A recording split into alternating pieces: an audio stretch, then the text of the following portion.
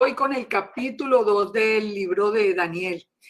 Este es un capítulo lleno de información que nosotros hoy podemos, digamos que la tenemos de primera mano por todo lo que está ocurriendo alrededor nuestro en el mundo. Nosotros somos testigos fieles de la fidelidad de la palabra del Eterno, de cómo se cumple la palabra del Eterno. Y somos testigos porque estamos al final del tiempo y hemos visto cumplido todo lo que vamos a ver hoy. Recordemos antes de comenzar que hay una parte, ha sido tan exacto el libro de Daniel a la historia que hay una gran parte del judaísmo que sostiene que el libro de Daniel no es verdadero, porque dice que no puede ser que se hubiera cumplido con tanta exactitud. Sin embargo, pues como nosotros sabemos que es anterior a Yeshua, que inclusive profetiza y anuncia la muerte de Yeshua con esa exactitud con que se cumplió, pues nosotros ahora, 2000 años después, podemos dar testimonio de la fidelidad de la palabra del Eterno. Antes de comenzar este capítulo 2, yo quisiera que recordáramos que cuando estudiamos el capítulo 1, uno de los temas en que estábamos haciendo énfasis era precisamente en el poder del Eterno. Cómo el Eterno hizo que Nabucodonosor pasara de ser un reino no poderoso, no con el poderío que alcanzó. Él mismo lo llevó a tener todo ese poder, él mismo dirigió y él mismo le anunció cuándo iba a terminar su reinado. Vimos en el capítulo número 1 entonces, vimos cómo el Eterno tiene todo el poder y toda la autoridad sobre su pueblo, sobre sus hijos y aún sobre los que no son parte de su pueblo. Él tiene toda autoridad en los cielos y en la tierra. Y eso lo vamos a seguir viendo hoy. Y yo espero que una de las áreas en que nosotros salgamos muy fortalecidos del estudio del libro de Daniel sea en la fe que tenemos en el Todopoderoso. Porque esa es una fe que hoy estamos viendo tambalearse. Ya muchas personas no están creyendo de verdad en la palabra del Eterno. Entonces, espero que a través de todo lo que vamos a ver hoy vamos a ver cosas muy interesantes. Les puedo a pedir que estén muy atentos al PowerPoint, porque vamos a ver cosas muy interesantes que tal vez me imagino que ustedes conocen, pero que aún si las conocen, en contexto van a tener muchísimo significado. Antes de entrar entonces en materia del capítulo 2, yo quiero que leamos Isaías 41:13 y vamos a leer, uniendo el capítulo 1 de la semana pasada con vamos a leer sobre el poder del Eterno, lo que el Eterno mismo dice.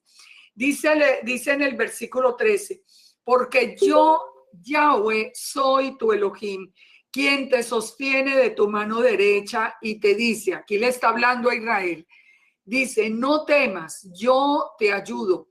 No temas, gusano de Jacob. Aquí en esa expresión solamente voy a hacer, porque no me puedo extender en eso, pero les hago puse allí entre paréntesis, ustedes lo ven, cuando dice no temas, gusano de Jacob, que era otro tema que nosotros no entendíamos, ¿cuál es la palabra que está en hebreo para ese gusano? Y es el toula. Ustedes recuerdan el toula, que es el coccus silicis, la hembra que se reproduce, el que desgarra su cuerpo y con la sangre, ya sabemos toda esa historia. Es muy interesante y lo pongo acá porque esa expresión gusano de Jacob y la expresión de Yeshua de yo soy gusano y no hombre, nunca la habíamos entendido, solo hasta ahora la podemos nosotros comprender.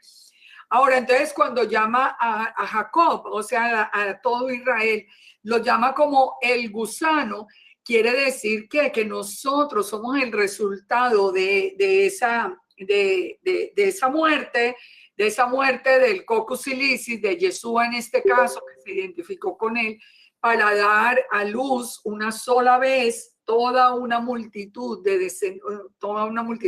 descendencia. Entonces dice, no temas, gusano de Jacob, o toula de Jacob, oh vosotros, los pocos de Israel. ¿Por qué los pocos? Porque pues nosotros, es el mundo entero el que está por fuera de ese llamado. Es decir, el mundo está dividido en la mente del Eterno entre su pueblo Israel y el mundo. Ahora sabemos que cualquier persona del mundo que quiera venir a ser parte del pueblo puede venir a través de Yeshua. Hago nomás la aclaración. Yo soy tu socorro, dice Yahweh. El Santo de Israel es tu Redentor. O sea, aquí el mismo Eterno les está diciéndole a Israel que todo el poder descansa en él. Porque vamos al verso 21. Alegad por vuestra causa, dice el Eterno. Presentad vuestras pruebas, dice el rey de Jacob. Traigan, anúncienos lo que ha de venir. Díganos lo que ha pasado desde el principio y pondremos nuestro corazón en ello. Sepamos también su postrimería y hacernos entender lo que ha de venir. Dadnos nuevas de lo que ha de ser después, para que sepamos que vosotros sois dioses, o a lo menos hacer bien o mal, para que tengamos que contar y juntamente nos maravillemos. Aquí el Eterno está como haciéndole un desafío a Israel. Ustedes digan lo que va a pasar, digan lo que pasó al principio, ustedes digan algo, ustedes den las nuevas de lo que va a ser el final. A ver si es que ustedes son dioses. Ese es el sentido que tiene el texto. Porque definitivamente el único que conoce pasado, presente, futuro y todo lo tiene bajo el control de sus manos es el Todopoderoso. Por eso quise poner esta cita, porque el mismo Eterno nos está desafiando a esto. Dice, he aquí que vosotros sois nada y vuestras obras vanidad. Abominación es el que os escogió. Del norte levanté a uno y vendrá. Del nacimiento del sol invocará mi nombre y pisoteará príncipes como lodo y como pisa el barro el alfarero. ¿Quién lo anunció desde el principio para que sepamos? O de tiempo atrás y diremos es justo. Cierto, no hay quien anuncie. Sí, no hay quien enseñe. Ciertamente no hay quien oiga vuestras palabras. Aquí todavía lo aclara más el Eterno. Nosotros somos como hierba del campo. Si algo nosotros no tenemos que tener en lo más mínimo es arrogancia de creer que nosotros sabemos cosas que solamente están bajo el dominio del Todopoderoso. Cuando nosotros entendemos eso, que nosotros qué podemos saber del principio, nosotros qué podemos saber del final. Cuando nosotros entendemos eso es cuando nosotros empezamos a creer en la palabra del Eterno. Y en este capítulo 2 de Daniel nos vamos a dar cuenta de la importancia de creer en la palabra que nosotros tenemos revelada. Fíjese, yo me sorprendo cómo por ejemplo, las personas que están hoy enseñando que Jesús es un hombre cualquiera, entonces tienen una cantidad de historias y de esto, no, las escrituras, no, eso es mentira, eso no es así. Entonces ahora le van a contar la verdadera historia. Aquí está diciendo el Eterno, ustedes no saben nada, sus obras son vanidad. Y de verdad, ¿quién puede saber los misterios del Eterno? ¿Quién puede saber el principio y quién puede saber el final? Entonces termina el verso 27 diciendo, yo soy el primero que he enseñado estas cosas a Sión y a Jerusalén daré un mensajero de alegres nuevas. Miré y no había ninguno y pregunté de estas cosas y ningún consejero hubo. Le pregunté y no respondieron palabra. He aquí que todos son vanidad y las obras de ellos nada. Viento y vanidad son sus imágenes fundidas. Este texto de verdad que espero que nos haga reflexionar para que nosotros volvamos a poner nuestro corazón en la palabra, porque hoy vamos a ver con pruebas cómo el Eterno hace y dice, ordena y así se hace. Y el mundo entero le obedece. Nosotros tenemos en su palabra la palabra segura, en la lámpara a nuestros pies, de verdad, y con toda seguridad. Daniel 12 entonces comienza con el sueño de Nabucodonosor y los 4 reinos. En el segundo año del reinado de Nabucodonosor, tuvo Nabucodonosor sueños y se perturbó su espíritu y se le fue el sueño. El segundo año, aquí hago un paréntesis, él dice que el segundo año del reinado de Nabucodonosor, pero tiene que ser en el segundo año después de la destrucción del templo. Ya vimos en el capítulo pasado cómo fue el proceso de Nabucodonosor.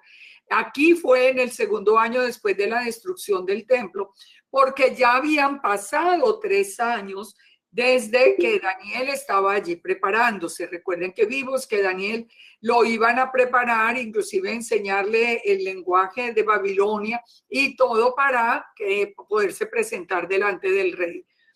En el verso 2 dice, hizo llamar el rey a magos, astrólogos, encantadores y caldeos para que le explicasen sus sueños. Vinieron pues y se presentaron delante del rey. Y el rey les dijo, he tenido un sueño y mi espíritu se ha turbado por saber el sueño. Entonces hablaron los caldeos al rey en lengua aramea. Rey, para siempre vive, di el sueño a tus siervos y te mostraremos la interpretación. Ustedes vieron que yo resalté allí la lengua aramea. Yo no sé si ya lo vimos la vez pasada, que el libro de Daniel está escrito en arameo y en hebreo. Hay partes en arameo y partes en hebreo, y es como consecuencia de precisamente de haber sido escrito en Babilonia. Respondió el rey y dijo a los caldeos, el asunto lo olvidé. Si no me mostráis el sueño y su interpretación, seréis hechos pedazos y vuestras casas serán convertidas en muladares. Y si me mostraréis el sueño y la interpretación, recibiréis de dones y favores y gran honra. Decidme pues el sueño. Está llena de ventanas. Por favor, cierren los micrófonos. Por favor, cierren los micrófonos. Bueno, entonces, aquí viene la propuesta del rey. El rey o se olvidó o simplemente quería poner a prueba la sabiduría de sus sabios, de los sabios de Babilonia.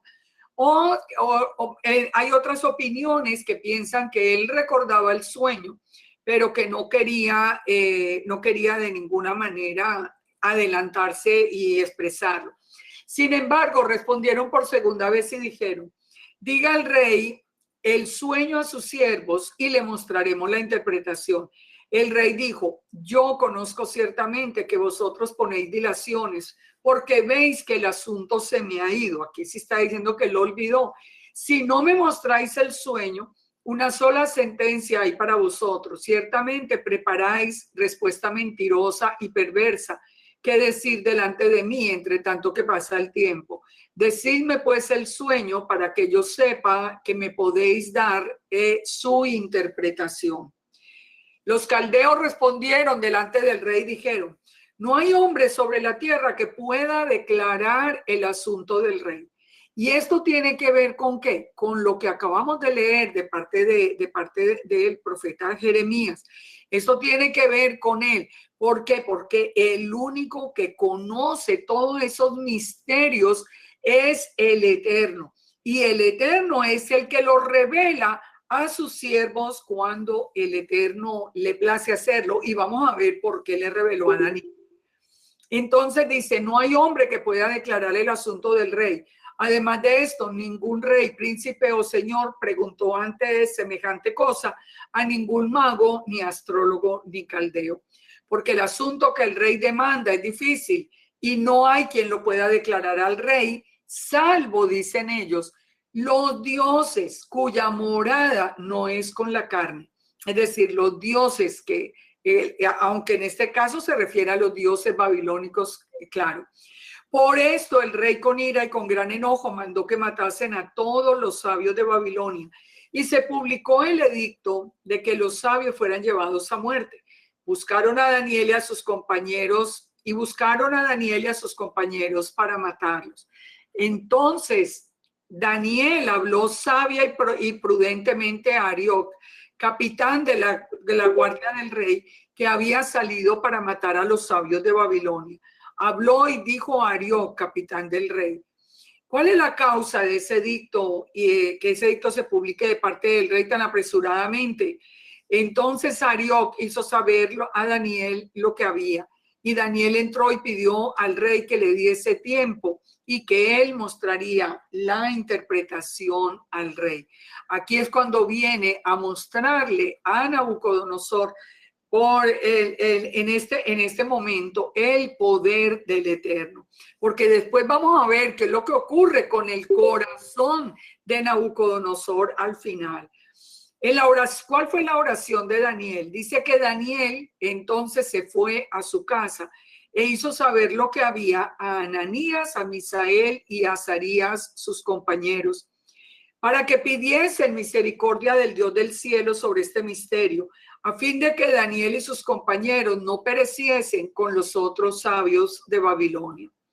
Entonces el secreto fue revelado a Daniel en visión de noche, por lo cual bendijo Daniel al Dios del cielo, diciendo: Daniel habló y dijo: sea bendito el nombre de Elohim de siglos en siglos, porque suyos son el poder y la sabiduría. Él muda los tiempos y las edades. Él quita reyes y pone reyes. Él da la sabiduría a los sabios y la ciencia a los entendidos. Él revela lo profundo y lo escondido. Conoce lo que está en tinieblas y con él mora la luz. A ti, oh Dios de mis padres, te doy gracias y te alabo, porque me has dado sabiduría y fuerza, y ahora me has revelado lo que te pedimos, pues nos has dado a conocer el asunto del rey. Examinemos estas palabras de Daniel, estas palabras. Lo primero, fíjense, lo primero que tenemos que resaltar en este momento, la confianza que Daniel tenía en su Elohim. O sea, cuando él le dice a Arioc, le dice: bueno, deme nomás este tiempo, esta noche, y yo voy a buscar la respuesta para el rey. Él sabía en quién podía confiar. El Todopoderoso era su Elohim. Él no confió en su propia capacidad. Él no confió en su propia sabiduría, y sabemos que habían sido llevados cautivos precisamente porque se reconocían en Israel como jóvenes sabios. Ahora, Daniel, entonces, cuando ora, le dice: bendito el nombre de Elohim de siglos en siglos, porque suyos son el poder y la sabiduría. Toda la autoridad del mundo, en los cielos, en la tierra, descansa en el Eterno. En nadie más. Nadie se puede oponer. Dice que él muda los tiempos y las edades. Él estableció, nosotros sabemos por las escrituras, que él estableció desde el principio. Escribió el fin desde el principio, eso es claro. Aún los días de la creación, aún el hecho de que hubiera dado para cada día algo que fue creado, tiene que ver con el milenio exacto en que se cumplió. Por ejemplo, en el primer día fue la luz, en el segundo día vienen todo lo de las aguas. ¿Qué ocurrió en ese milenio? Lo de Noé. Después vienen las semillas. ¿Qué ocurrió en ese milenio? Abraham, la semilla que llevaría bendición. O sea, yo no sé si ustedes conocen todo el estudio, pero los 7 primeros días de la creación son un anticipo de lo que iba a ocurrir en el cuarto día, que se crean el sol, la luna y las estrellas. ¿Y quién vino en ese cuarto milenio? Yeshua, que es el sol de justicia, como está anunciado en Malaquías. Después vienen los peces. Después, ¿qué vino después de Yeshua? Vinieron todos los peces, toda esa cosecha y todos esos peces que fueron ordenados a ir recogiendo de la tierra. O sea, y después viene el tiempo del hombre, el último día, que es el día del hombre. que es lo que nosotros estamos, y hoy vamos a entender todavía con mayor profundidad. Así que él es el que determinó, el Eterno determinó desde la misma creación lo que iba a ocurrir en cada uno de los milenios. Ahora, eso no quiere decir que Él nos trata a nosotros como si fuéramos un robot. Él siempre nos da a nosotros la opción de escoger entre bendición y maldición, entre creerle a Él o seguir en el mundo. Pero de todas maneras, el cumplimiento tan exacto de la misma creación nos está hablando de un Elohim perfecto. Ahora dice, él da sabiduría a los sabios y ciencia a los entendidos. ¿Ustedes creen que es casualidad que la gran mayoría de los premios Nobel de los grandes descubrimientos se hayan hecho a través del pueblo judío? No es una casualidad. No es que allí están todas las personas inteligentes y en los otros grupos no. Simplemente porque ha sido el pueblo que ha permanecido con el Eterno. Y el Eterno le revela la sabiduría a sus hijos, le revela la ciencia a sus hijos. Lo oculto lo tiene el Eterno para nosotros. Algo que nosotros debemos anhelar en nuestra oración, en el día a día. Cada que vamos a abrir la palabra, pidámosle al Eterno que Él nos revele su palabra, que Él nos revele todos esos misterios ocultos que para nosotros es imposible conocer, pero que para Él es posible revelárnoslos. Esto no es un privilegio de Daniel, ese es un privilegio que tenemos todos los que somos sus hijos. Así que en todos estos detalles, antes de irnos a la estatua que siempre ha sido la que se estudia, todos estos detalles son importantísimos para nosotros formarnos realmente como un pueblo que confía en su Elohim y como un pueblo que pide la sabiduría, que pide la revelación, que pide poder y que pide inclusive manifestaciones del Eterno para que muchos incrédulos puedan venir al conocimiento de Él. Él dice, sigue diciendo en el verso 22, Él revela lo profundo y lo escondido. Él conoce lo que está en tinieblas. Recordemos que el Eterno conoce hasta nuestros pensamientos antes de que ellos estén formados. O sea, el Eterno conoce todo, conoce el corazón. No hay nada que le sea oculto. Nosotros no tenemos ni necesidad de mentirle porque ¿para qué? Si frente a Él nosotros somos un libro abierto, no hay ninguna razón porque Él es no hay ninguna razón para mentir, porque Él es un Dios todopoderoso y omnisciente. Él todo lo sabe. Dice, con Él mora la luz. Él, no solamente porque el Eterno es luz, sino porque recuerden que Yeshua es la luz del mundo. ¿Y dónde está? ¿De dónde salió y a dónde regresa Yeshua? En el Padre. Él es la luz misma. Dice, a ti te doy gracias porque me has dado sabiduría y fuerza y ahora me ha revelado entonces el asunto del rey. Después de esto fue Daniel a Arioc, al cual el rey había puesto para matar a los sabios de Babilonia, y le dijo, no mates a los sabios de Babilonia, llévame a la presencia del rey y yo le mostraré la interpretación. Saben que hay una cosa que es muy interesante, esta palabra de los sabios no era una palabra que apareciera, digamos que estuviera relacionada directamente con el pueblo de Israel, sino más bien con el pueblo babilónico. Esa figura de los sabios es una figura más babilónica que israelita. El Eterno le da sabiduría a quien quiere. Pero realmente pensar que hablar de una persona como un sabio, pues eso nos pone a nosotros a pensar y es lo que ha traído como consecuencia que se piense en muchos aspectos que se sabe mucho más que el Todopoderoso. Entonces Arioc llevó prontamente a Daniel ante el rey y le dijo así, he hallado un varón de los deportados de Judá, el cual dará al rey interpretación. El rey respondió, el rey dijo a Daniel, al cual llamaba Belsasar. Recordemos que Belsasar es el nombre de un dios babilónico. ¿Podrás tú hacerme conocer el sueño que vi y su interpretación? Daniel respondió delante del rey diciendo, el misterio que el rey demanda. Perdón, aquí creo que me devolví. No. El misterio que el rey demanda, ni sabios, ni astrólogos, ni magos, ni adivinos lo pueden revelar. Pero dice Daniel, pero hay un Elohim en los cielos, el cual revela los misterios, y él ha hecho saber al rey Nabucodonosor lo que ha de acontecer en los postreros días.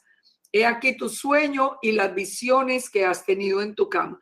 Pongan atención entonces, ¿cuál era el sueño de qué habla? El sueño habla de los postreros días, pero considera los postreros días que de acuerdo a la revelación, desde Babilonia hasta hoy. O sea, de los días. Mira los misterios, te mostró lo que había de suceder. Es decir, que lo primero que le está anunciando es que el sueño que tuvo Nabucodonosor venía de parte del Eterno. Él era el que le estaba mostrando a él todo cómo iba a evolucionar el mundo. Y lo grande, como les digo, es que nosotros al final podemos dar fe de que se cumplió con toda esa actitud. A mí me ha sido revelado este misterio, no porque en mí haya más sabiduría que en los otros seres vivientes. ¿Se dan cuenta? Mira el concepto israelita de Daniel. Daniel no digo, no, porque como yo soy el sabio Daniel, aquí yo sé todas estas cosas, no. Daniel simplemente le dijo, no porque yo tenga más sabiduría, es simplemente porque al Eterno le plació darle esa revelación a él, porque él se la pidió con toda humildad. Ay, disculpen. Le tengo prendido aquí un ventilador y me está dando como en toda la cara. Bueno, entonces dice, no porque yo tenga más sabiduría, sino para que se dé a conocer al rey la interpretación y entienda los pensamientos de tu corazón. Esa actitud es la actitud que nosotros tenemos que tener. Las revelaciones no son nuestras, las revelaciones nos las da el Eterno. Ahora, esta es la imagen que le mostró el Eterno a Nabucodonosor. La imagen que había de ser, que vamos a analizar y que debía ser analizada por Daniel. Dice, tú, oh rey, veías, y he aquí una gran imagen. Esta imagen, que era muy grande y cuya gloria era muy sublime, estaba en pie delante de ti y su aspecto era terrible. ¿A dónde ya nos está dirigiendo la revelación? Hacia que él va a revelar, pero no digamos, la parte positiva, creativa, la parte del mundo que esperáramos nosotros como con ansia. Él va a revelar, en ese aspecto terrible, lo que va a revelar son los diferentes imperios que habrían de controlar la tierra, pero controlarlo de una manera violenta. Por eso la imagen no solamente era grande, la imagen era de aspecto terrible. La cabeza de esa imagen era de oro fino, su pecho, sus brazos de plata, su vientre, sus muslos de bronce, sus piernas de hierro, sus pies en parte de hierro y en parte de barro cocido. Entonces, miremoslo allí en la imagen para nosotros poder ir teniendo ya la idea completa. La cabeza de oro que representa ¿a quién? Al imperio babilónico. El imperio babilónico estuvo desde, ya sabemos que estas fechas no son tan exactas, pero de todas maneras se considera que son del 605 al 539 antes de Yeshua. La plata, ¿a quién representa? Al imperio medo-persa, que viene al final precisamente después de, estando inclusive Daniel todavía en Babilonia.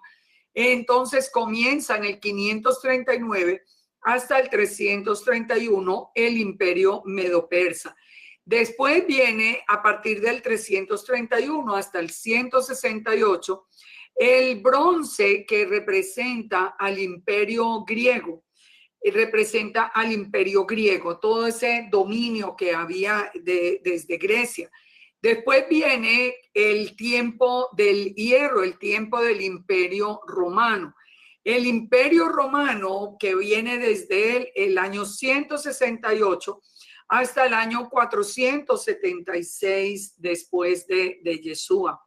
Pero de allí siguen los pies en parte de hierro y en parte de barro, cocido, y lo que hace una unión final que ya la vamos a analizar.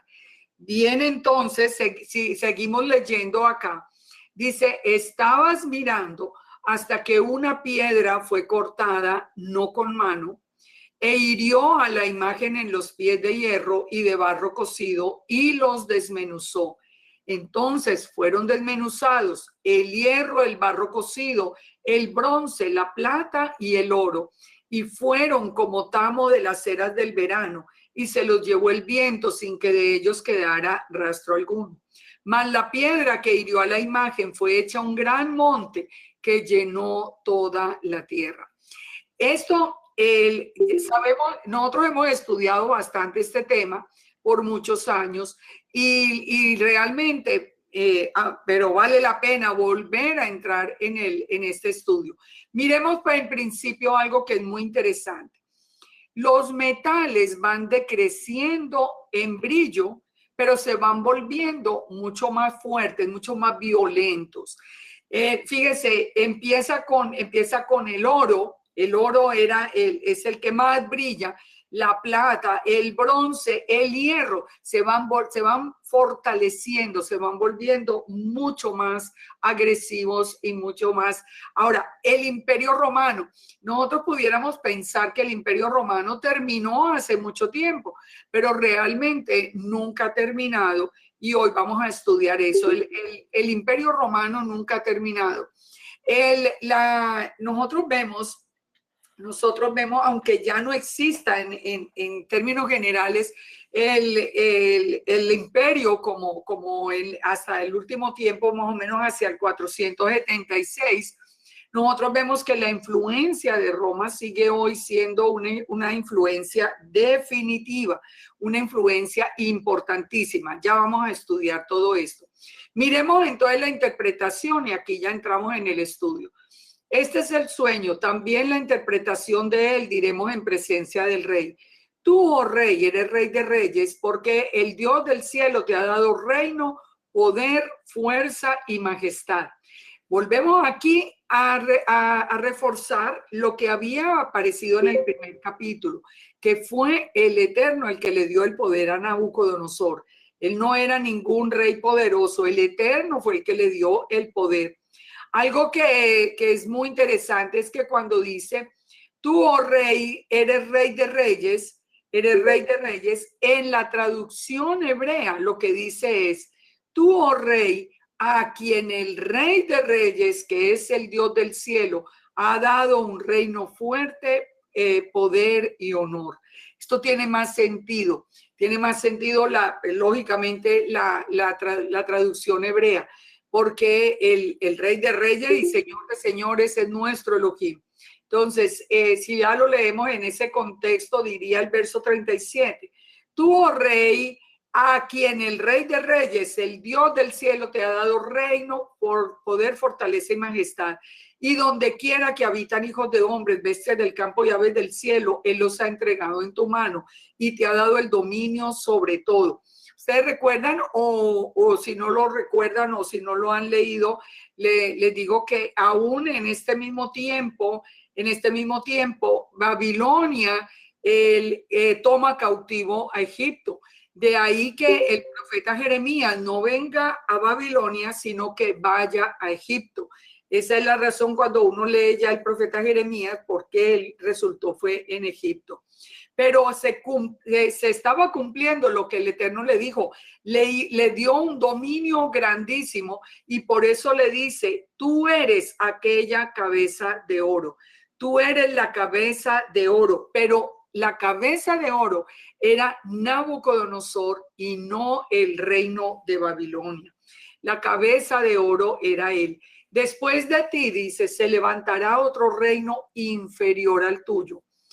Él está hablando de la plata. ¿Por qué sabemos que ese reino es Medo-Persia? No solamente porque la escritura no lo dice claramente en el texto de Daniel, sino porque la representa la plata. En Persia, la plata se usaba como moneda. Y después viene un tercer reino que es de bronce, el cual dominará toda la tierra.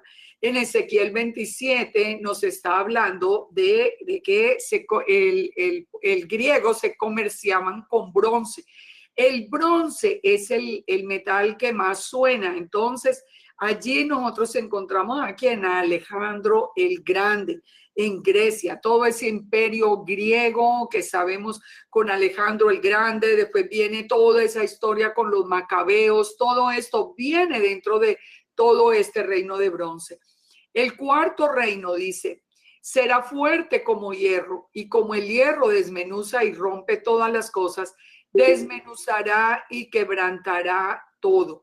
El cuarto reino, entonces, fíjense que los anteriores dominarán sobre toda la tierra, pero el cuarto reino, dice, será fuerte como hierro y va a romper todas las cosas, desmenuzará y quebrantará. Y vamos a ver, porque lo estamos viviendo cómo está quebrantando el orden del mundo, cómo está quebrantando los mandamientos del Eterno. O sea, todo lo que está sucediendo hoy lo estamos viendo como el cumplimiento.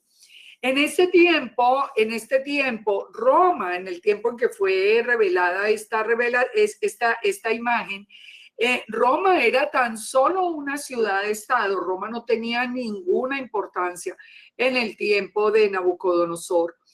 Pero ¿de qué pasa con Roma? Ese cuarto reino se va fortaleciendo poco a poco como el hierro, dice acá.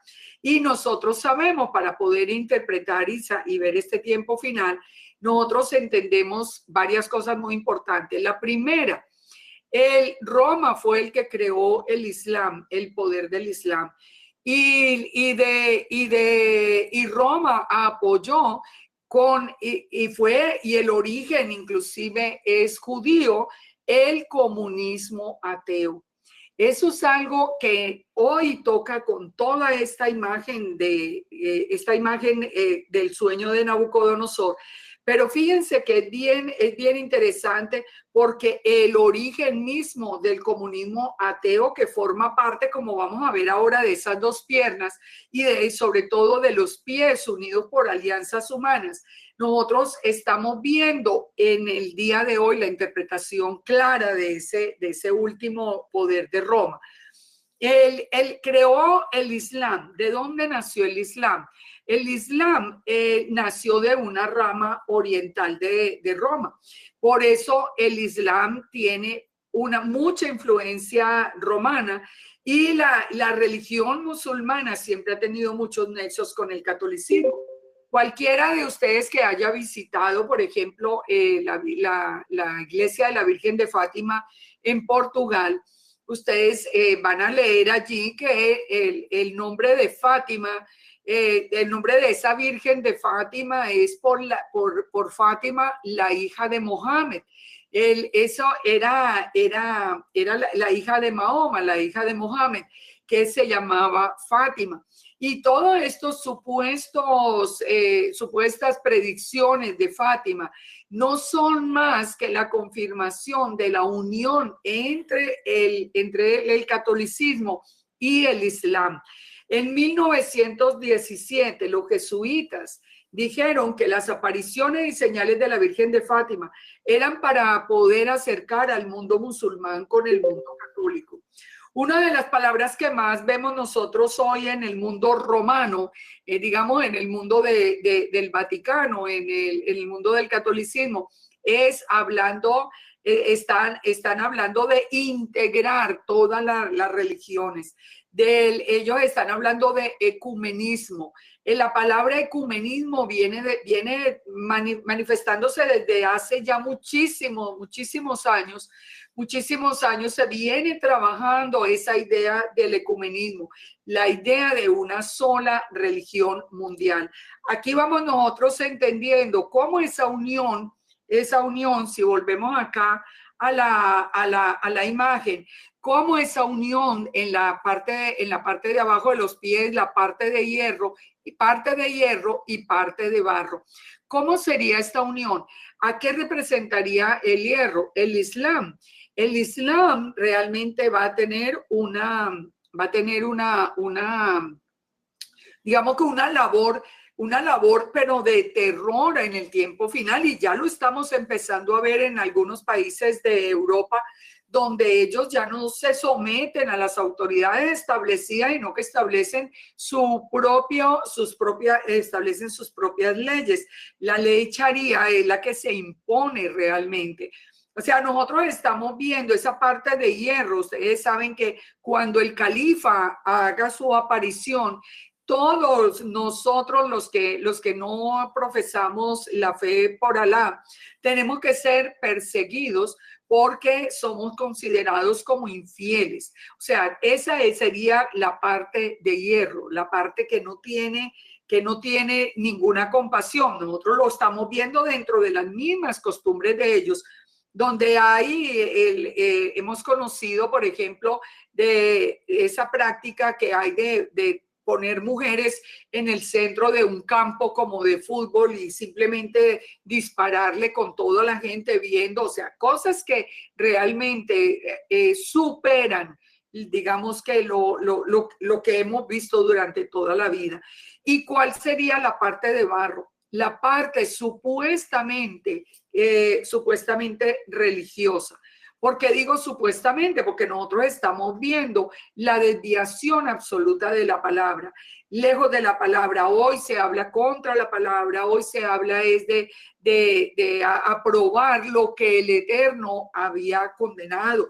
Si el Eterno no aprueba la homosexualidad, tenemos hoy un inmenso porcentaje de los sacerdotes, por ejemplo, que son homosexuales, que estamos viendo tantos escándalos y tantas cosas, y cómo se promueve y cómo se apoya todo este sistema ateo y este sistema comunista.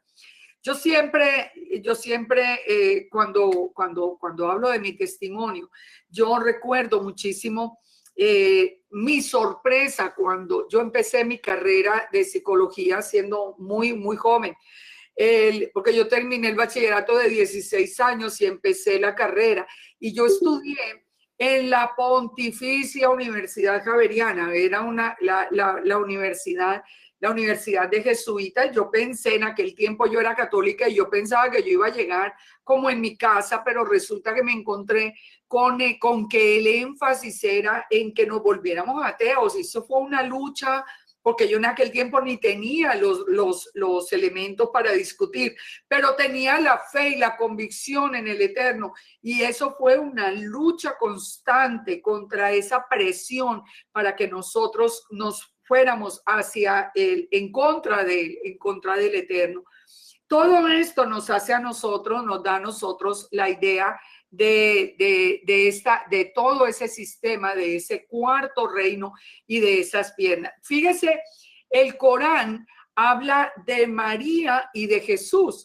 El Corán está tan íntimamente ligado con el catolicismo que habla de María y de Jesús y utiliza la frase Isa y Miriam, que aparece 16 veces en el Corán, y otras 9 veces como Isa, que traducido es Jesús, que significa Jesús, hijo de María. Si ustedes buscan por internet, ustedes pueden encontrar, por ejemplo, cosas muy interesantes como esta. En el mensaje a la ONU en septiembre del 2012, Mahmoud Ahmadinejad, presidente de Irán, dedicó largos minutos a hablar sobre la venida de Jesucristo. O sea, que eso era, pues, como, pues, imagínense, pues, él hablando de la venida de Jesucristo. Y entre otras cosas, dijo que la llegada sería el fin de la pobreza, de la discriminación y de la inmoralidad. Entonces, escuchar un musulmán hablando de Jesucristo, pues, claro que fue algo que causó muchísimo revuelo. Mohamed o Mahoma se casó con una mujer llamada Khadija, una mujer convertida al catolicismo. Mohammed tenía un primo llamado Barakwa, que era fiel católico y se convirtió en el consejero de Mohammed y quien influenció fuertemente para el antisemitismo, para levantar el odio contra el pueblo judío. Ahí nosotros, y esto es una alianza que viene desde el mismo tiempo de Yeshua, viene todo ese imperio romano que al final de cuentas nunca ha dejado de dominar, sigue siendo vigente y hoy sí que lo estamos viendo nosotros en control de todo. Voy a hablarles en este momento de 3 estados que son muy importantes de aprender en el mundo, porque nosotros tenemos que estar alerta de algo. No todos los países o sea, estos 3 estados no están bajo la jurisdicción de ningún país. Son estados independientes y eso hace que el mundo pueda cambiar de dirección en cualquier momento. Los 3 estados son el Estado de Colombia, el Estado del Vaticano y el Reino Unido. Esto es importante de entenderlo porque en el Estado o el Distrito de Columbia, allí donde se encuentra, en Washington, donde se encuentra el gobierno de Estados Unidos, el Banco Mundial, el Fondo Monetario Internacional, la Organización de Estados Americanos, la Organización Panamericana de Salud y el Banco Interamericano de Desarrollo. Este estado de Colombia no es un estado como cualquiera de los Estados Unidos. Este es un estado absolutamente independiente de los Estados Unidos. Es decir, que en un momento dado, el presidente de los Estados Unidos puede aislar el resto de la nación y simplemente legislar desde el estado del Distrito de Columbia como quiera, de una manera completamente autónoma, sin que importe lo que suceda con el resto del país. A mí me gustaría que ustedes buscaran información sobre esto, porque eso nos tiene a nosotros que hacer pensar y reflexionar en cosas que pueden suceder muy importantes. ¿Quién está en la Casa Blanca? En el momento en que la Casa Blanca esté, digamos, ya en el tiempo final, en manos de una persona del sistema del antimesías, ya no va a importar para nada las leyes mismas de los Estados Unidos, porque esto tiene una legislación específica, especial y no como cualquier otro estado. Ahora, viene el Estado del Vaticano. El Vaticano solamente tiene 1,000 habitantes, pero tiene su propio ejército y tiene su propia banca. Esto tampoco es algo al azar, esto tampoco. Roma no tiene nada que ver con o Italia, digamos. Italia mismo no tiene nada que ver con el Vaticano. El Vaticano es completamente autónomo, así que ya vamos viendo que hay 3 poderes que al final, si se unen todos estos poderes y están en manos de personas que están en un común acuerdo, bueno, la historia del mundo va a cambiar así como está anunciado. La tercera es la mancomunidad de las naciones, que son todos los dominios de la reina de Inglaterra. Ustedes lo pueden ver allí en la imagen. Todas estas comunidades tienen un fuero especial y tienen algo en común que es muy interesante y es la presencia del obelisco. O sea, estos 3 estados independientes están determinados y señalados por la presencia del obelisco. La aguja de Cleopatra en Londres, en Washington, el obelisco que conocemos, y el Vaticano, el obelisco que está en todo el centro de la plaza, que era el obelisco de Calígula, hoy colocado en todo el centro del Vaticano. ¿Por qué? ¿Por qué está colocado esto? Nosotros sabemos que el obelisco es un símbolo fálico y es un símbolo de poder, es el símbolo busca las alturas, es muy parecido o es el mismo sentido, lógicamente, que lo que tiene Babilonia, lo que tuvo Babel en un principio, la torre que querían que llegara hasta el cielo. Desde 1743 aparece un grupo que lo estoy mencionando acá porque tiene que ver directamente con Israel, porque aquí estamos viendo entonces como los grandes poderes del mundo y con Israel hay un grupo que es muy importante de analizar, que es la familia los Rothschild. Conocido como la casa Rothschild o Rothschild se le decía antes, hoy yo veo que se dice Rothschild, o simplemente los Rothschild, que es una dinastía europea de origen judío alemán, que sus integrantes fundaron la banca, las instituciones financieras a finales del siglo XVIII y se convirtieron a partir del siglo XIX en uno de los más influyentes linajes de banqueros y financieros de Europa. Ellos jugaron un papel muy importante en la financiación de la infraestructura gubernamental de Israel, por eso los estoy nombrando. James Armand de Rothschild financió el edificio de la Knesset en Israel. Y fíjense esto que llama la atención. Yo no sé cuántos de ustedes conocen el edificio de la Knesset en Israel, pero la Knesset fue construida con la condición de no permitir la entrada al proyecto por nadie que no fuera del grupo de los Rothschild. La construcción tiene un claro simbolismo esotérico y masónico, y esta es la casa de gobierno en Israel. Allí está en la Knesset, está la pirámide con el ojo que todo lo ve, que sabemos que son símbolos esotéricos y paganos y masónicos. Está la escala de la francmasonería, que es la escalera que sube de la oscuridad hacia la luz. Y miren esto que lo copié directamente de la información que aparece en la Knesset. Dice, subiendo las escaleras, el visitante deja gradualmente las profundidades de la oscuridad para finalmente llegar a la luz del sol glorioso. Hay exactamente 3 tramos de 10 escalones cada uno, con un total de 30 escalones. Representa los primeros 30 grados de la francmasonería, donde lo profano es tomado de las profundidades de la vida material a la sabiduría y la iluminación, a la luz. Sabemos que la francmasonería tiene un total de 33 grados y más tarde vamos a ver dónde podemos encontrar podemos encontrar los últimos 3 grados de la estructura. En la parte derecha de la escalera, en las paredes de la roca antigua, hay reminiscencias de la antigua Israel, de la antigua Jerusalén, mientras que a la izquierda hay una pared lisa y moderna. Esto representa el tiempo que la naturaleza oculta las enseñanzas que han sido transmitidas desde la antigüedad hasta nuestros días. Es decir, es como si dentro de la Knesset nos mostraran que las enseñanzas de Israel van siendo borradas. Una vez suba las escaleras, el visitante podrá admirar una magnífica vista de Jerusalén.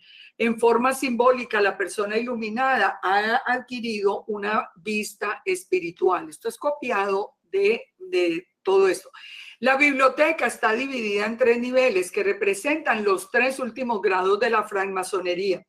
El 31, 32 y 33. El primer nivel está reservado para los abogados, el segundo para los jueces y en el tercer nivel los libros del tercer nivel solo pueden ser leídos por magistrados jubilados. El funcionamiento de la biblioteca, donde la información es privilegio exclusivo de unos pocos, directamente guarda relación con el funcionamiento de las órdenes ocultas, donde solo podrán recibir las enseñanzas de un cierto grado los iniciados que se hubieran superado con éxito en los grados anteriores. Fíjense esto, la biblioteca contiene trabajos legales, judiciales, filosóficos y espirituales.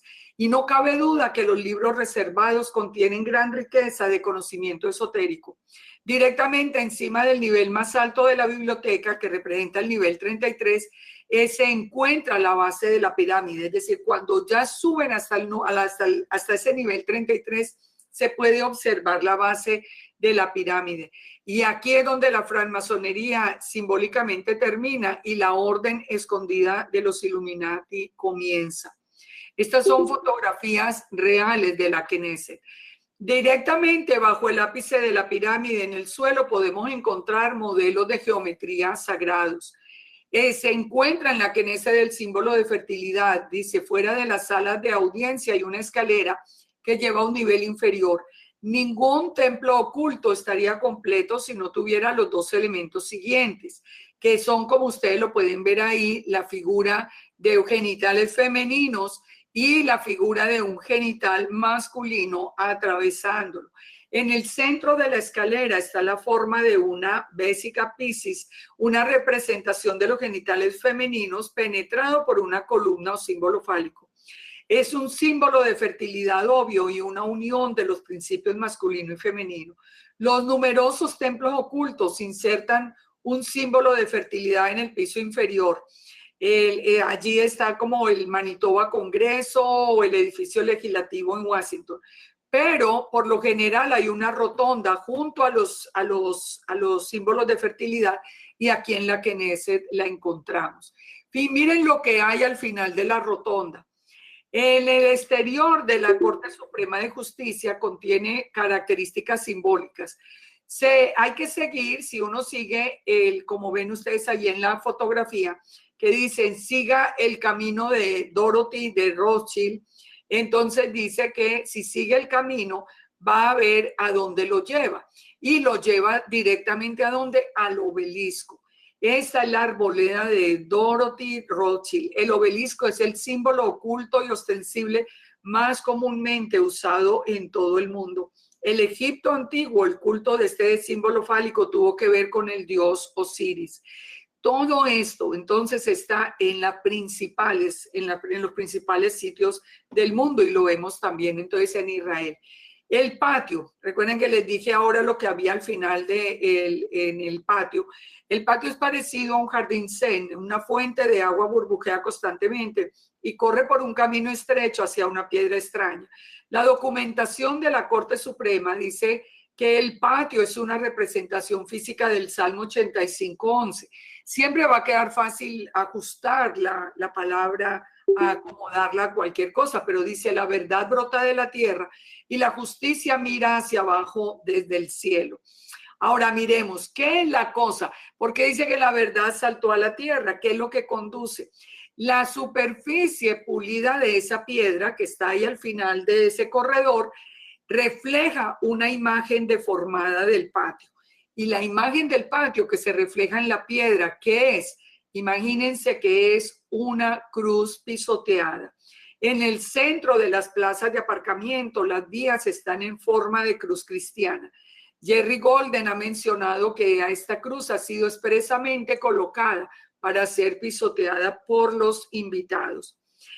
Entonces, fíjense, todo esto que nosotros estamos encontrando en estados que son completamente independientes, nos tienen que hacer reflexionar en este tiempo final. Si nosotros no nos alineamos desde ahora con el Todopoderoso, si nosotros nos dejamos meter dentro de toda este boom, digamos, del nuevo orden mundial, de los Illuminati, de todo, de la izquierda comunista que estamos viendo, si nosotros no estamos bajo la cobertura del Todopoderoso, o sea, va a ser bien difícil poder soportar ese tiempo final. Los pies de la estatua entonces dice que serán de barro cocido de alfarero y en parte de hierro, y será un reino dividido. Ellos nunca se van a unir. Miren, no se pueden unir que la izquierda, que Roma, que los musulmanes, ellos nunca se van a unir solamente por alianzas humanas, como dice el verso 43. El hierro mezclado con el barro se mezclarán por medio de alianzas humanas, pero no se unirán el uno con el otro, porque el hierro no se mezcla con el barro. Hoy lo podemos entender. Hoy podemos entender perfectamente el tema. Ellos se unen Nosotros vemos, por ejemplo, hoy los casos ya muy concretos.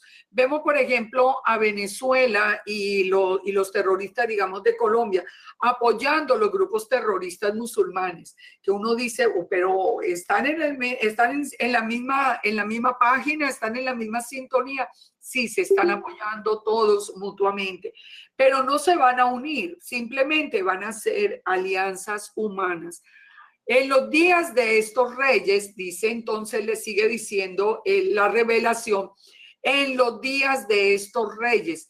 ¿Cuál es el día de estos reyes? En este tiempo de ahora, cuando nosotros ya vemos el hierro y el barro unidos, cuando estamos conociendo todos estos, digamos, secretos que hay en el mundo, que ya están a la luz. Dice, el Dios del cielo levantará un reino que jamás será destruido. ¿Cuál es ese reino? Yeshua, el reino que viene, el milenio que viene a establecer Yeshua. Ni será el reino dejado a otro pueblo. No va a ser un reino, ya ese es el final. Dice, viene el milenio, después la nueva Jerusalén. Dice que desmenuzará y consumirá a todos esos reinos. Todos estos grupos que hemos analizado van a ser destruidos, pero él dice permanecerá para siempre. De la manera que viste que del monte fue cortada una piedra, no con mano, la cual desmenuzó el hierro, el bronce, el barro, la plata y el oro. O sea, la piedra no cortada con mano es la que acaba desde la misma Babilonia hasta lo de esta unión del hierro.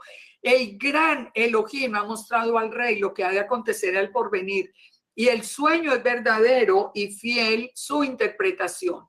¿Quién es esa roca? La roca sabemos que es Yeshua. ¿Por qué sabemos? Porque Mateo, por ejemplo, 21:44 dice que el que cayere sobre esa piedra será quebrantado, pero sobre quien ella cayera lo desmenuzará. Si la piedra, si nosotros caemos sobre la piedra, es decir, si nosotros venimos a Yeshua, que es la roca, nosotros somos quebrantados, nuestra vida es cambiada, nuestro corazón de piedra es transformado en un corazón de carne. Pero sobre quien caiga Yeshua, porque nosotros lo buscamos, lo aceptamos, pero sobre quien caiga Yeshua será despedazado en juicio. El reino, este reino nos está hablando, en el tiempo vendrá un reino. ¿Cuándo empezó ese reino? El reino empezó con Juan el Bautista. Dice, arrepentidos porque el reino de los cielos se ha acercado. Es decir, que estos últimos tiempos son los últimos 2000 años, más estos años de más que llevamos, pero desde el tiempo de Juan el Bautista, que fue el que anunció, el que vino a abrir paso para que se manifestara la luz del mundo.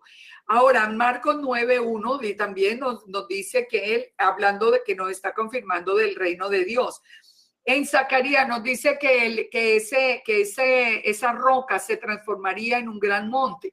¿Dónde encontramos eso? En Zacarías 4:7, que nos da la explicación. ¿Quién eres tú, gran monte? Dice, delante de Zorobabel. Recordemos que Zorobabel significa nacido en Babilonia. Será reducido a llanura. Y él sacará la primera piedra con aclamaciones de gracia, gracia a ella. Este que es un texto que realmente sin duda se relaciona con Yeshua. Está hablando del Eterno. ¿Quién es el gran monte? El Eterno. Que delante de los nacidos en Babilonia, es decir, delante de nosotros que nacimos en Babilonia, que nacimos en la Babilonia del mundo, sería reducido a llanura. Ustedes recuerdan lo que decía Pablo, dice que que Yeshua, siendo en la forma de Dios, no consideró el ser igual a Dios y se hizo un hombre que se humilló hasta lo sumo. Es decir, el gran monte, que era el Eterno, se redujo a llanura enviando su palabra. Y dice que sacará la primera piedra con aclamaciones de gracia, gracia a ella.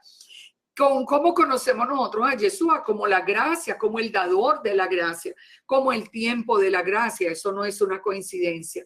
Ahora, sabemos que la palabra piedra es la palabra Eben, que significa padre, hijo.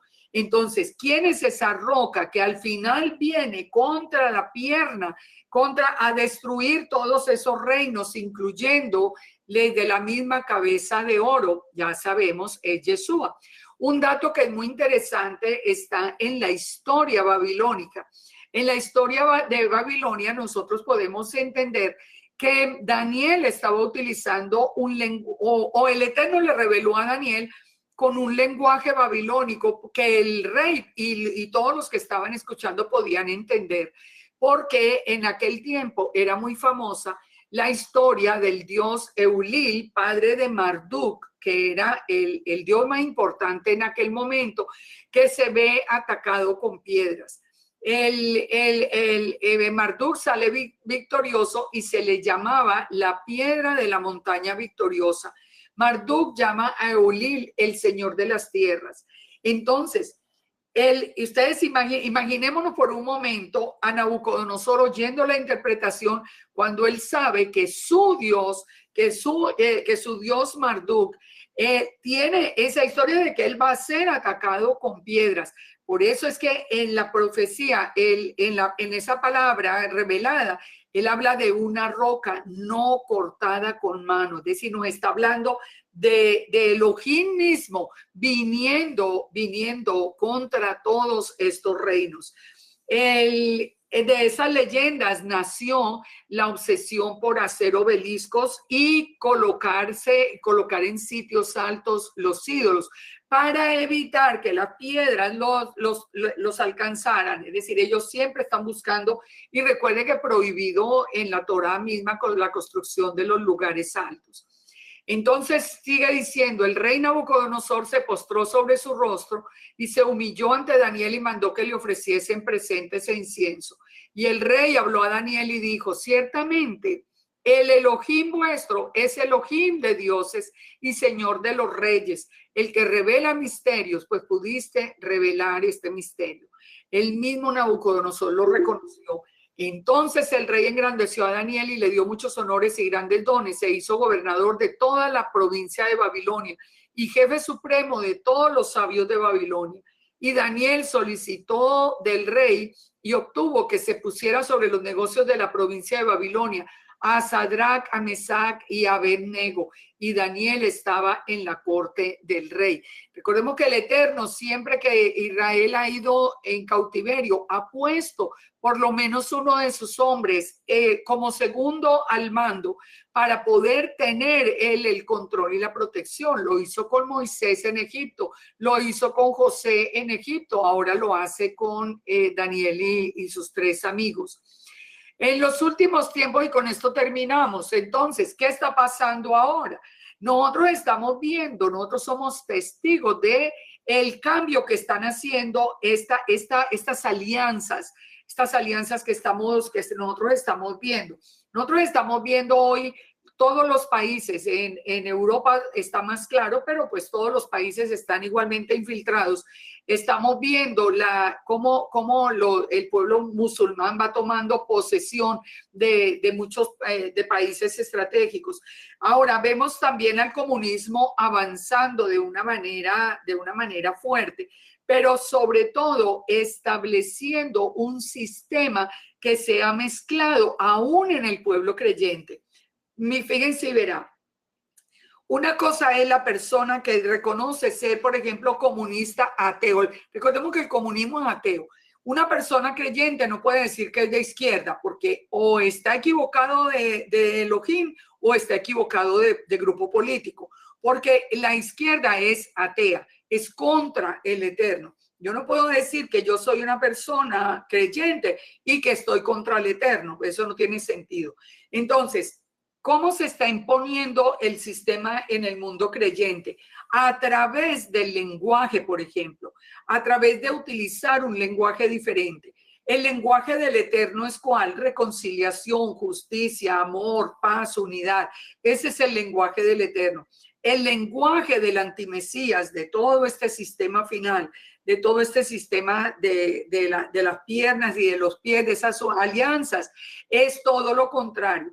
es división, es persecución, es odio, es crear conflicto entre las diferentes razas, entre los diferentes grupos económicos, es sembrar la idea de los oprimidos y los opresores. Ese es el lenguaje que se utiliza. Y tristemente, muchas personas son creyentes, están del lado del Eterno, se van dejando influenciar sin darse cuenta de todo esto. Hoy se impone para el malo el indulto, pero para el bueno persecución. Lo estamos viendo con ejemplos en todos los países. Las personas que les prueban que han robado, que han hecho desastres, nada les ocurre, los defienden, los ponen, y la misma gente, yo veo la misma gente creyente defendiéndolo. O sea, hay ya un cambio en la mente que hace que no todo el que dice Señor, Señor, de verdad puede entrar al reino de los cielos. No el tema del género, por ejemplo, desde los niños ya enseñándoles que no se nace hombre ni mujer, sino que se llega a serlo, que hay una opción de elección. Todo eso es para ir en contra de ¿qué? De la creación del Eterno. El trabajo como base del sustento ahora es cambiado por la limosna del Estado. O sea, ahora todo el mundo quiere una limosna del Estado. Y entonces, si le prometen que ya no va a tener que trabajar, sino que le van a dar una bolsa de alimentos, entonces la gente queda feliz y defienden el sistema. ¿Por qué? ¿Qué dijo el Eterno? El que no trabaje, que no coma. Son dos, es un enfrentamiento, son dos posiciones radicalmente opuestas. Hay una falsa paz que está relacionada con todo esto. El tema de la tolerancia. Hoy, si uno está hablando de lo que el Eterno permite o prohíbe, a uno lo tratan ya no de fanático, sino de intolerante. Ya tiene que admitir todo, no puede hablar de nada. O sea, hoy el tema de la tolerancia tiene un relieve importantísimo. La propiedad privada y la riqueza. Desde los tiempos bíblicos, Abraham era un hombre rico. Abraham tenía siervos. Nosotros vemos en los tiempos bíblicos del mismo Jesús dijo: a los pobres siempre los tendrán con ustedes. Siempre ha habido riqueza y pobreza. En los que tienen la riqueza, dándole oportunidad de trabajo a los que tenemos menos recursos. Pero eso es parte del mismo diseño. Ahora el sistema de la bestia divide los burgueses como los dueños de la producción, y los proletarios, los trabajadores, y haciendo esa diferenciación que veíamos ahora como entre opresores y oprimidos. Es decir, creando como la idea de que la persona que tiene es un enemigo del que no tiene, cuando definitivamente en toda ocasión, en todo tiempo, habíamos visto la misma voluntad del Eterno, que existieran las diferencias. El globalismo, ya se lucha porque no haya una determinación de los pueblos para delimitar sus propias fronteras.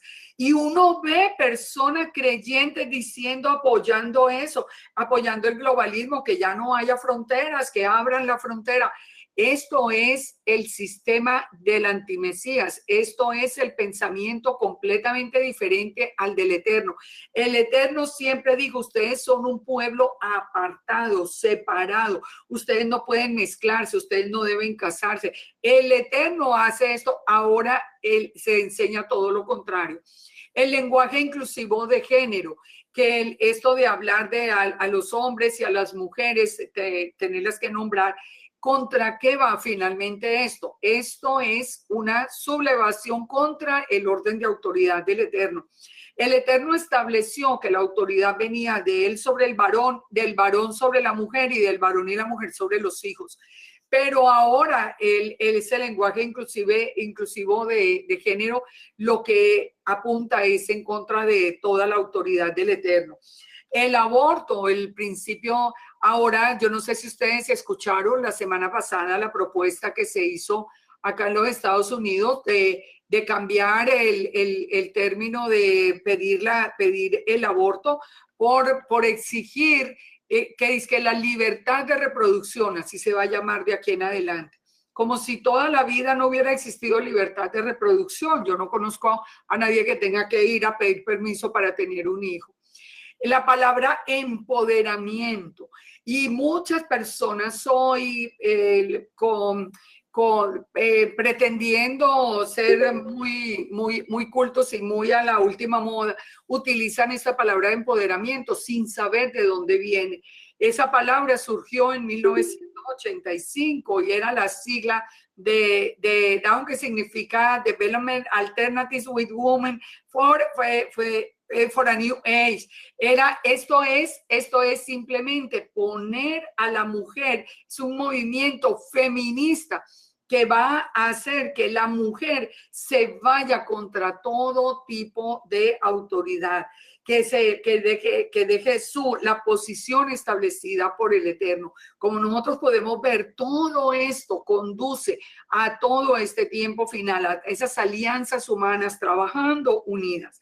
La manera, es una manera, esto del empoderamiento, es una manera de terminar con la estructura familiar, social y religiosa. Nosotros no tenemos que empoderarnos de nada, nosotros tenemos que someternos al Eterno. Así que nosotros ni siquiera nos damos cuenta de todo esto que está ocurriendo.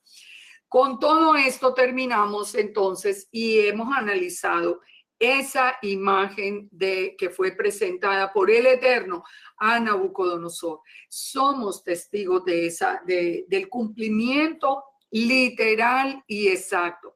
Podemos ver a través de la historia el orden exacto. Podemos ver aquí mismo en el libro de Daniel, lo vamos a ver más adelante, cómo los medos persas llegan y lo desplazan, cómo son los medos persas los que permiten el regreso a Israel, pero cómo viene después el imperio griego y después el imperio romano y cómo todo lo que está sucediendo en el día de hoy. Así que resalto nomás esto. Recordemos, yo quiero que solamente recordemos algo en nuestro corazón. El Eterno es el único Elohim verdadero. Es el único, el que pone reyes, el que quita reyes, el que dice cómo se hace, el que tiene toda autoridad en los cielos y en la tierra. En Él podemos confiar en su palabra. Y de hecho, si no confiamos y si no aprendemos de su pensamiento, rápidamente nos vamos a ir al pensamiento que se está imponiendo ahora por esas alianzas mundiales. Esta es la hora de enseñar a los hijos la palabra del Eterno como fue ordenado en la Torá. Las enseñarás a los hijos. ¿Por qué? Porque en los colegios lo que se está enseñando a los hijos es una distorsión absoluta del pensamiento del Eterno. Cuando los hijos los están escuchando a ustedes hablar del Eterno, están escuchando un lenguaje absolutamente extraño para ellos si ustedes no lo sientan desde el principio a enseñarles la palabra del Eterno. Esto es algo que a nosotros nos tiene que mover muy fuertemente, conocer de esta revelación. Yo los espero entonces para la próxima semana, porque sabemos que son 7 revelaciones muy importantes en el libro de Daniel. Así que vamos a continuar la próxima semana con estudiando el libro. Me gusta que ustedes se adelanten, vayan al capítulo 3, léanlo antes de venir a que lo analicemos y pidámosle al Eterno que de todo esto que hemos aprendido hoy, Él nos deje en el corazón grabado a través de su rúa de santidad esa fe en su palabra, en su poder y el sometimiento y la obediencia que nos dé a través de darnos un corazón sensible. Que el Todopoderoso los bendiga, los guarde, que tengan una feliz noche, Laila Top para todos y los espero entonces la próxima semana. Shalom, shalom para todos. Shalom, Laila Top. Muchísimas gracias. Que el Eterno nos bendiga y un saludo para todos. Me alegra tanto poderlos saludar por acá. Excelente, hermano. Excelente de Bucaramanga. Shalom.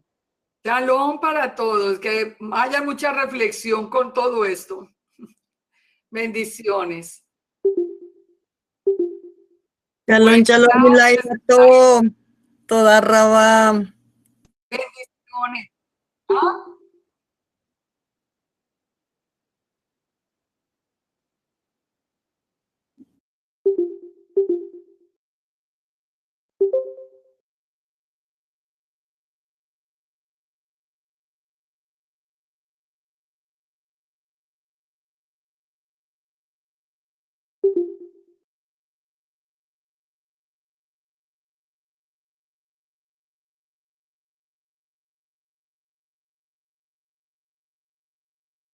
Con todo gusto, con todo el amor del caso. Así que para adelante y los espero la próxima semana. Shalom, shalom. Con la ayuda del Padre aquí estaremos.